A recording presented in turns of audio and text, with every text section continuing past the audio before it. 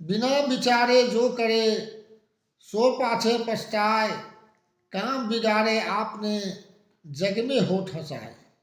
बहुजन विमर्श चैनल के इस 67वें एपिसोड को देख रहे आप तमाम सुधी दर्शकों का हार्दिक स्वागत और अभिनंदन। यह जनवरी का महीना है। ठिठुरन भरी रात और ठिठुरन भरा दिन यानी कोल्ड डे का सामना देशवासी कर रहे हैं और इसमें भी खासकर गरीब गुरबा जिसे बहुजन समाज कहा जाता है, उसमें से अधिकांश लोगों को इस ठंडक के मौसम में, असहनीय ठंडक के मौसम में तरह तरह की दिक्कतों का सामना करना पड़ता है। उन्हें दोहरी मार झेलनी पड़ती है। ऐसे में बहुजन समाज पार्टी के सुप्रीमो बहन कुमारी मायावती जी का 70वां जन्मदिन जन कल्याणकारी दिवस के रूप में पार्टी यूनिट की ओर से पूरे देश में मनाया जाना एक प्रेरणाप्रद संदेश है। ऐसे तो तमाम लोग, छोटे लोग बड़े लोग जन्मदिन मनाते हैं। जन्मदिन के अवसर पर तरह तरह का उन्हें उपहार मिलता है, लेकिन बहन जी का मानना है कि जो उपहार लोग बहुमूल्य सोना चांदी के जेवरात के रूप में या अन्य किसी रूप में भेंट करेंगे तो उससे मिशन का कोई भला नहीं होगा, क्योंकि मिशन में पैसों की जरूरत होती है। तो बहन जी के जन्मदिन में लंबे काल से मानवर कांशीराम साहब के द्वारा ही तय की गई परंपरा है, बनाई गई, स्थापित की गई परंपरा है, जिसमें बहुजन समाज के लोग बहन जी को पूरे देश में पूरे साल भर तक पार्टी के मिशन और मूवमेंट को चलाने के लिए आर्थिक सहयोग भी प्रदान करते हैं।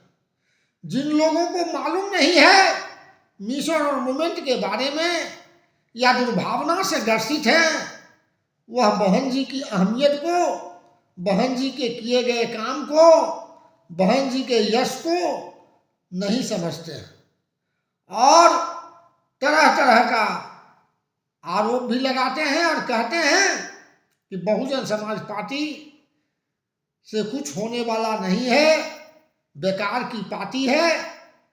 BJP, Rajad, Congress, Janata Dal United, DMK, AIADMK यानी जो भी लाइमलाइट की पार्टियां हैं, उसके सामने बहुजन समाज पार्टी और इसके सुप्रीमो को तथा अन्य नेताओं को भी तरजीह नहीं दिया जाता है।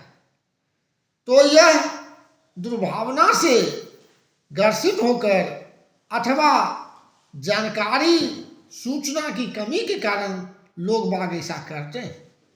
आज हम आपको बताना चाहेंगे कि लोग सोचते हैं कि मोदी जी को मायावती से कोई डर नहीं है, कोई संकोच नहीं है, क्योंकि मायावती मोदी जी को या सत्ता में स्थापित जो भी पार्टी है उसका कुछ भी बाल बांका नहीं कर सकती।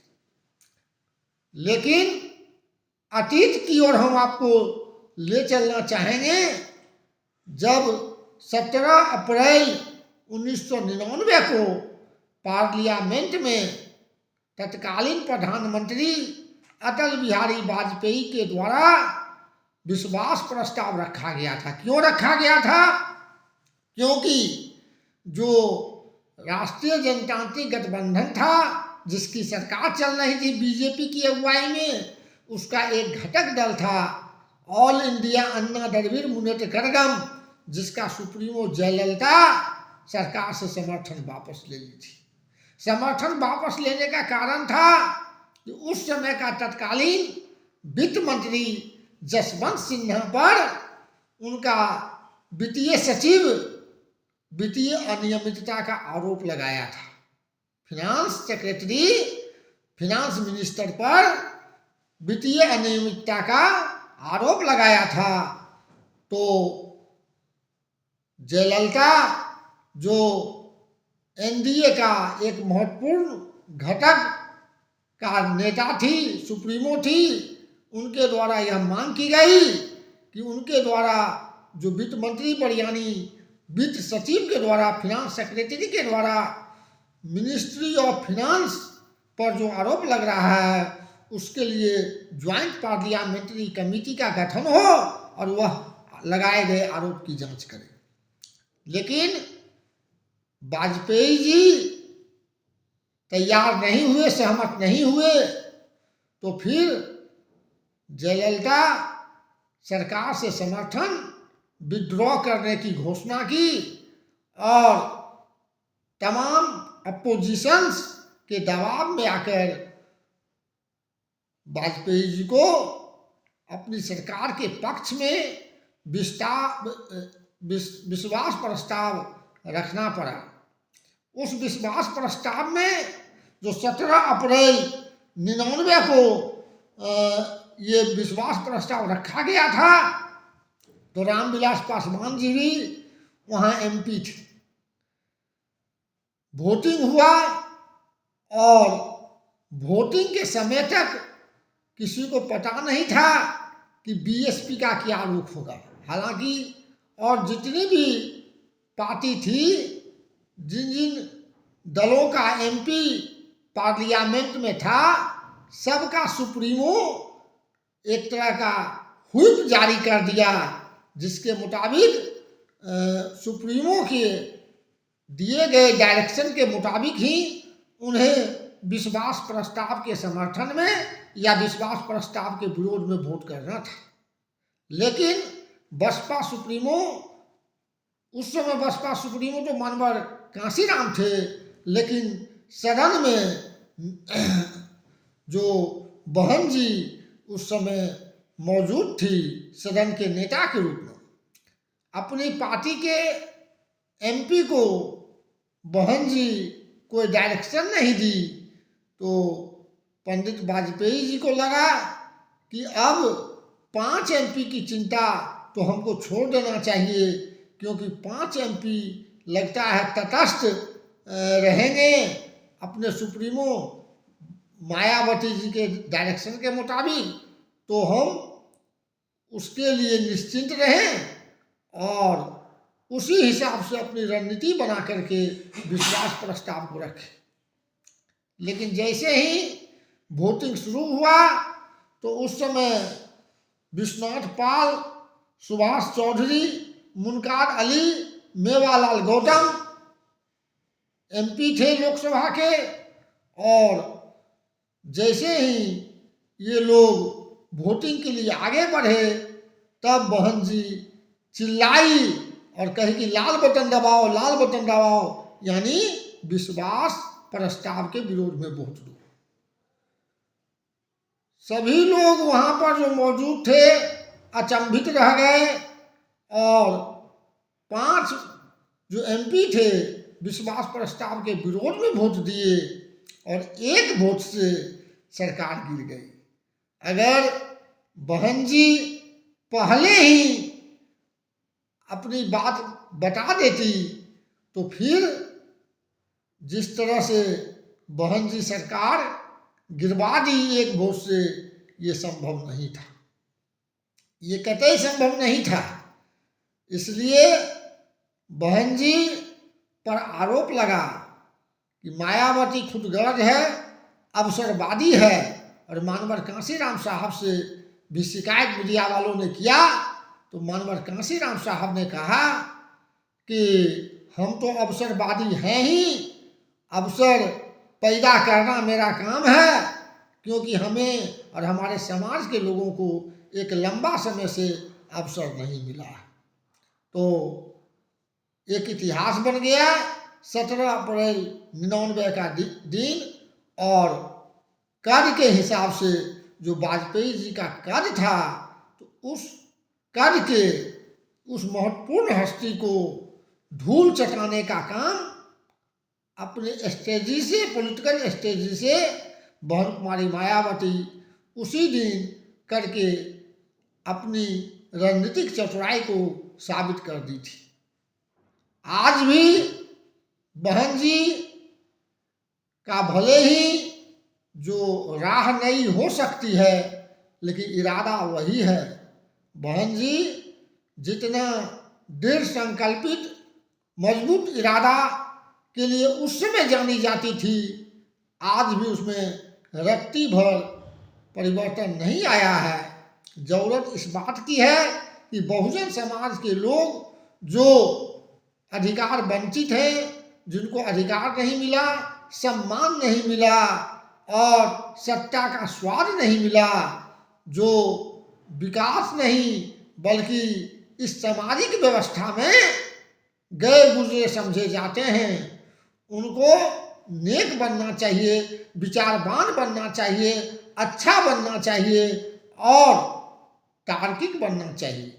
यदि हमारा समाज कहने का मतलब कोई खास समाज नहीं, कोई खास जाति नहीं, बल्कि इस देश के जो भी जरूरतमंद लोग हैं, जो विक्टिम क्लास के लोग हैं, जो व्यवस्था के द्वारा तंग तबाह किए गए लोग हैं, यदि ठीक से सोचें, विचारवान हो, तार्किक हो जाएं, तो आज भी बहन जी का जो वसूल है, जो संकल्प है, वह फल देने वाला होगा, समाज के लिए फलदायी होगा।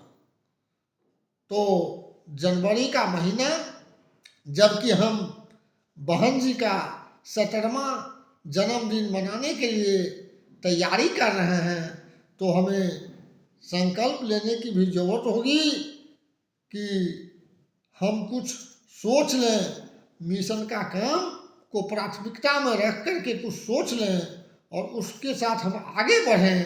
ज़्यादा भाषणबाजी करना मिशन के लिए बहुत ज़्यादा लाभकर नहीं होता। जितना हम बोलें उससे ज़्यादा करके दिखाएं, इसी में समाज का, पार्टी का और मिशन मूवमेंट का भला होगा।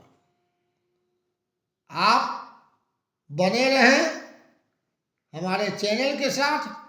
यह बात सही है, इस समय हम आपके समक्ष थोड़ा ज़्यादा लेट से अपना वीडियो लेकर प्रस्तुत होते हैं, वीडियो आपके समक्ष परोसते हैं, तो उसमें कुछ व्यक्तिगत परेशानी भी है और व्यक्तिगत परेशानी को नज़रअंदाज करके भी हम आपके पास, आपके समक्ष आपसे रूबरू होते हैं। विचार सबसे ज़्यादा महत्वपूर्ण है। हम विचारवान हो जाएं और बाबा साहब अम्बेडकर के नाम का रट्टा लगाने के बजाय बाबा साहब मानवर कांशीराम साहब या अन्य संतों, महापुरुषों, गुरुओं का नाम लेकर भावनात्मक शोषण यानी इमोशनल ब्लैकमेलिंग करने के बजाय हम सही मायने में अपना कदम बढ़ाएं मिशन के काम के लिए। जब हम अपना कदम बढ़ाएंगे तो और लोग भी जुटेंगे और मिशन का अभी कुछ बिगड़ा नहीं है। यह ज़रूर है कि थोड़ा मिशन कमज़ोर होता हुआ दिखाई दे रहा है, तो समय का तकाजा है, कभी मजबूत और कभी कमज़ोर तो मिशन होते ही रहा है। लेकिन आप घबराएं नहीं और अपना जो अतीत है, जिसके बारे में हम कुछ चंद शब्दों में हम जिक्र किए, बहन जी के कारनामा, बहन जी का गौरवपूर्ण कारनामा बताए, उस पर गौर करते हुए, बहन जी के नेतृत्व पर भरोसा करते हुए, उनके नेतृत्व को अक्षुण्ण रखते हुए और उनकी पवित्र भावना को देखते हुए आए और हम मिशन और मूवमेंट को मजबूत करें। फिर अगले एपिसोड में हम कुछ नए सब्जेक्ट के साथ आपके समक्ष हाजिर होंगे। तब तक के लिए हमें इजाज़त दीजिए, रजा दीजिए। नमो बुद्धाय, जय भीम, नमस्कार, गुड बाय, सत श्री अकाल, जय जोहार।